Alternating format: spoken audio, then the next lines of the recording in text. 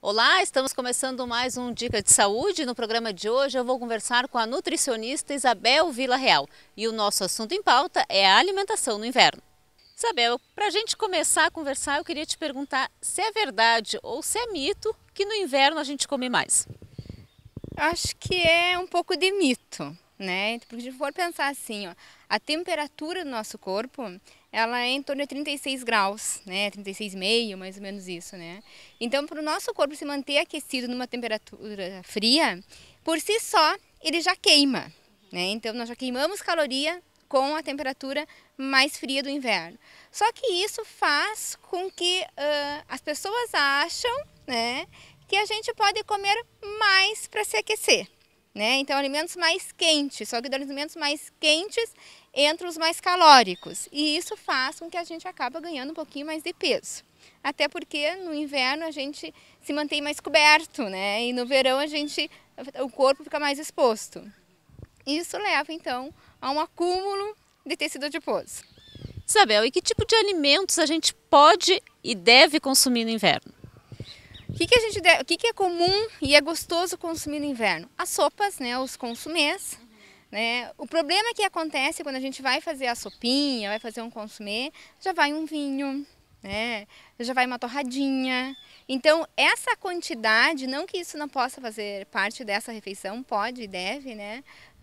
Mas a gente acaba um pouco exagerando na quantidade, né? E o que leva, então, esse acúmulo de peso, de gordura no inverno, é realmente o excesso que a gente acaba consumindo, aquele mais um pouquinho. Né?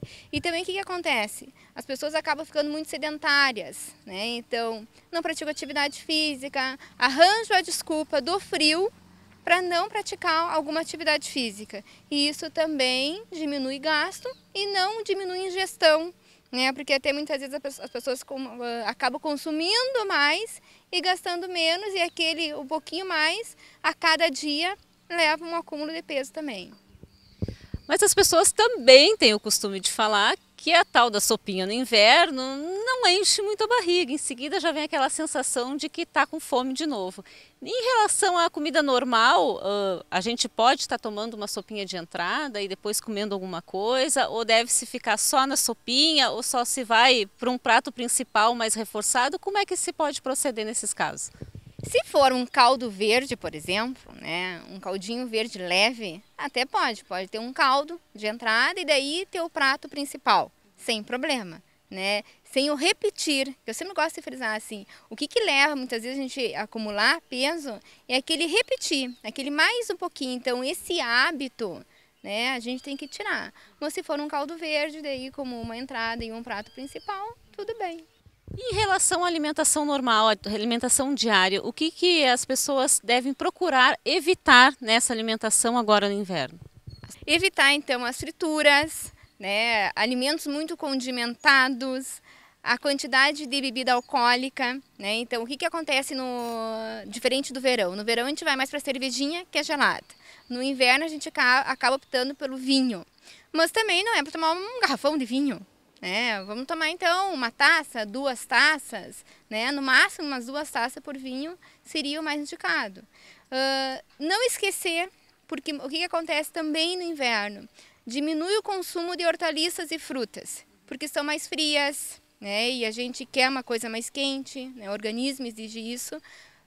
Mas a gente tem que pensar sim que a gente elimina líquidos, né? Não só pelo suor, mas pela urina. A gente acaba urinando mais durante o inverno e isso faz com que a gente necessite repor isso. Os sucos também seriam uma opção, né? Porque ele também vai ter vitaminas, principalmente agora a vitamina C, que é a época do inverno, então as laranjas, a bergamota, né? Então isso também vai estar aumentando a nossa imunidade, prevenindo de um resfriado, né? Então isso tem que aparecer na nossa dieta. E em relação às saladas, então, preferir então mais refogados, que é uma outra opção então de estar consumindo esses vegetais. Em relação aos chás, o que pode, o que não pode? Chá eu vou dizer que é liberado, porque ele não vai ter caloria, né? E daí vai do sabor, da preferência de cada um, né? Seria sim uma opção que não teria caloria, né? E acabaria então aquecendo esse corpo que está necessitado, né? E Isabel, em relação à água, agora no inverno, geralmente como é mais frio, as pessoas acabam consumindo menos esse líquido. Como é que deve proceder?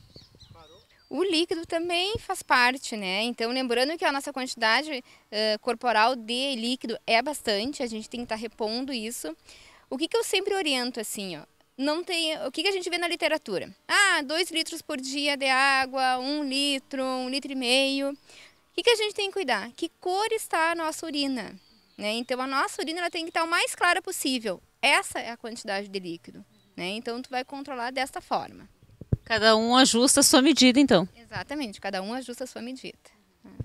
E o que mais que a gente poderia estar dando de dica para o pessoal lá de casa ter cuidado com a sua alimentação no inverno agora? Não esquecer, né, da alimentação básica. O que é? Então, fazer as 3 principais refeições, fazer os lanches de intervalo, principalmente também o se movimentar, né? Então, porque a gente acaba ficando muito na lareira, né? Muito em casa. Então, isso se faz presente. Então, numa vida saudável, a atividade física ela tem que se fazer presente no inverno, sim, né? O evitar daí seria, então, ter controle melhor, então, nas bebidas alcoólicas, nas frituras, nos pratos mais elaborados, então, até em relação à sopa. Então, eu vou fazer uma sopinha, não tem por que colocar um creme de leite, né? Então, esses pequenos detalhes que aumentam o valor calórico de um prato que não tem necessidade. Tá certo, Isabel, eu queria agradecer a tua participação aqui no Dica de Saúde. O nosso programa de hoje vai ficando por aqui, a gente se vê. Tchau, tchau!